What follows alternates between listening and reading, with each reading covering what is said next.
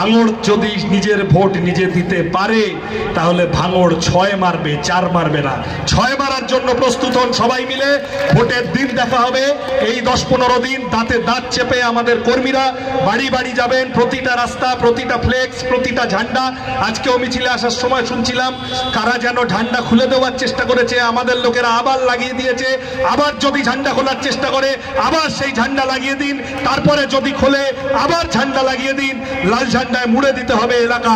আমরা ভাঙড়ে 1 জুন সবাই মিলে লাল ঝান্ডায় মুড়ব, আর 4 জুন ভাঙড়ে আমরা লাল আবির খেলব সবাই মিলে।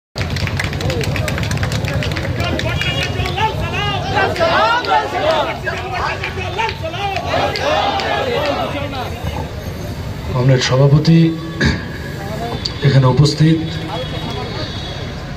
আমাদের নেতা কমরেড মোহাম্মদ সেলিম সহ যারা আছেন, আপনারা লম্বা সময় মিছিলে হেঁটে এসেছেন, সেলিমদার কথা শুনবেন, অপেক্ষা করছেন। আমি কেবল এইটুকু বলতে পারি, অনেকের অনেক রকম ধোঁয়াশা ছিল, অনেকের অনেক রকম সংশয় ছিল। আজকের লাল ঝান্ডার মিছিল জবাব দিল, ভাঙড় এইবারের ভোটে 1 রান করবে না, 2 রান করবে না, 4 রান করবে না, 1 বলে 6 মারবে, 6 মারবে, 6 মারবে, তার বন্দোবস্ত। ঠিক তো? আর অল্প কদিন বাকি। আমরা রুজি রুটির কথা নিয়ে নেমেছি, চাকরির জন্য নেমেছি। আমাদের বন্ধুদের কাজ নেই হাতে, বড় অংশ বেকার। আমার বয়সী যে ছেলেদের যে মেয়েদের কাজ আছে তাদেরও কাজের কোনো গ্যারান্টি নেই। 14-15 ঘন্টা খাটিয়ে নিচ্ছে, ছাঁটাই করে দিচ্ছে যখন তখন, দূরে কাজে যেতে হয়, ঠিকমতো বেতন নেই।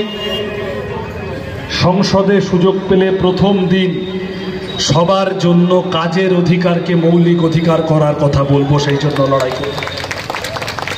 আমাদের স্কুল কলেজ হাসপাতালগুলোর ভয়ানক অবস্থা। তুষারদা বলছিলেন ভাঙড়ে যা হয়েছে লাল ঝান্ডা করেছে। এবারে আমাদের একটা কাজ বাকি, সাংসদ হলে ভাঙড়ে একটা আধুনিক মানের হাসপাতাল বানাবো আপনাদের সবার সাহায্য নিয়ে। ভালো হাসপাতাল আপনাদের সবার সাহায্য নিয়ে। লেদার কমপ্লেক্স বামফ্রন্টের তৈরি, বামফ্রন্টের অবদান লেদার কমপ্লেক্সে আরো কাজ, আরো বিনিয়োগ ঢোকানো, আরো কাজের সুযোগ তৈরি করা, যাতে আমাদের ছেলে মেয়েগুলোকে বাইরে না যেতে হয়।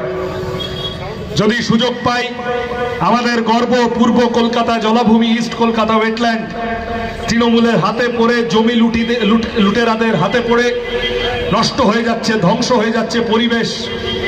পরিবেশ বান্ধব উন্নয়ন করে ইস্ট কলকাতা ওয়েটল্যান্ডকে রক্ষা করা, আমাদের জমি লুটের বিরুদ্ধে দাঁড়ানো, এই কাজগুলো আপনাদের সবার সাহায্য নিয়ে করব। মানুষের রুজি রুটির কথা প্রথম দিন থেকে বলার চেষ্টা করব। জিনিসের দাম কমাতে হবে।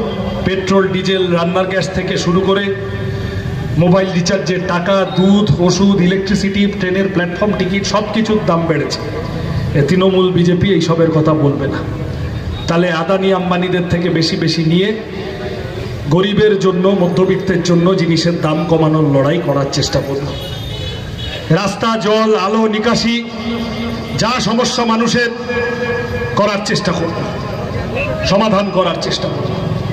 আপনাদের সকলের আশীর্বাদ, সকলের ভালোবাসা, সকলের দোয়া।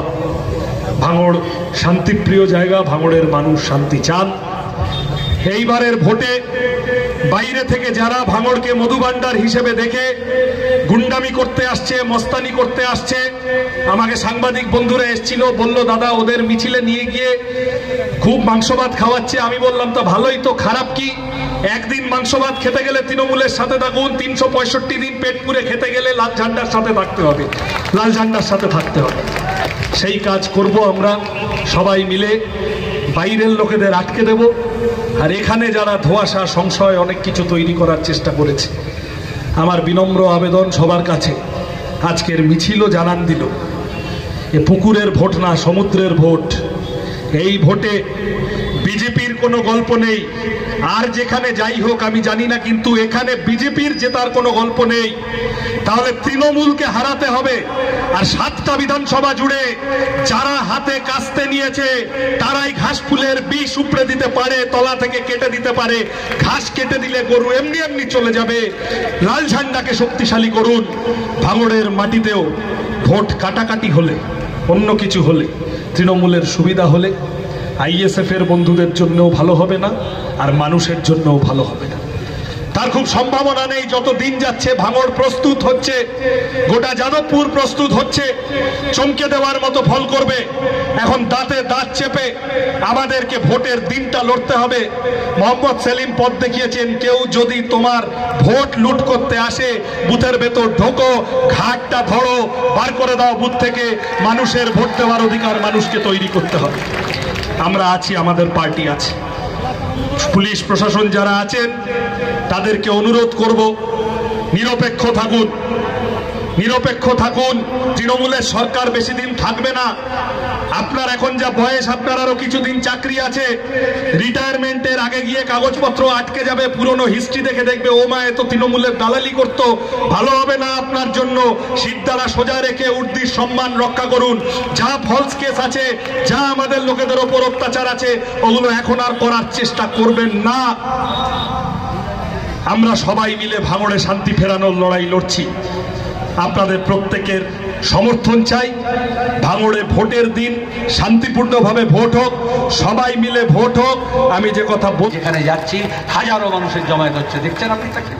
যারা সোশ্যাল মিডিয়া করে, এখন তো মিডিয়াও দেখাচ্ছে, যে মিডিয়া দূরবীন দিয়ে সিপিএমকে দেখতে পাচ্ছিল না মমতার কথায়, এখন সিপিএম ছাড়া কোনো খবর হয় না। মমতা আর বিজেপি সিপিএমকে গাল না দিয়ে পানি খায় না। এটা সিপিএমের মুরদ না, আপনাদের মুরদ। যারা এখানে বসে আছে তারা নয়, যারা লড়েছে মিথ্যা মামলার বিরুদ্ধে তারা। তার মধ্যে যারা পরিশ্রান্ত হয়নি, ক্লান্ত হয়নি, বিভ্রান্ত হয়নি, লোভে পড়েনি, এদিক ওদিক যায়নি, তারা জড়ো হয়েছে। আমাদের অনেক পুরনো বন্ধু এসছেন, যারা মাঝখানে হতাশ হয়েছিলেন, ভয় পেয়েছিলেন, সন্তুষ্ট হয়েছিলেন, সেই ভয় কেটে আসছে। আর অনেক নতুন প্রজন্মের ছেলেমেয়েরা এসছে।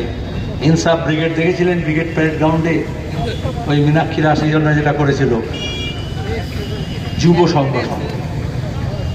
কোনো রাজনৈতিক দলও সেটা করতে পারে না, ওটা বামফ্রন্টেরও ছিল না, নতুন প্রজন্ম।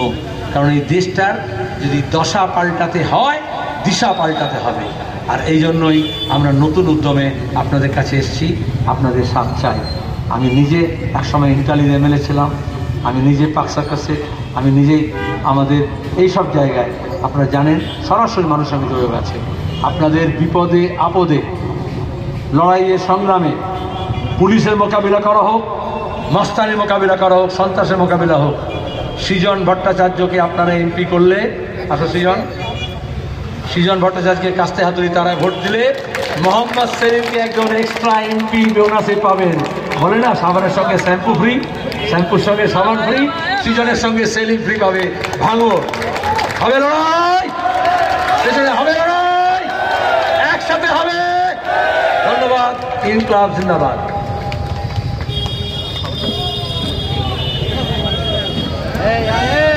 বন্ধুগণ, আপনারা যে যেখান থেকে এসছেন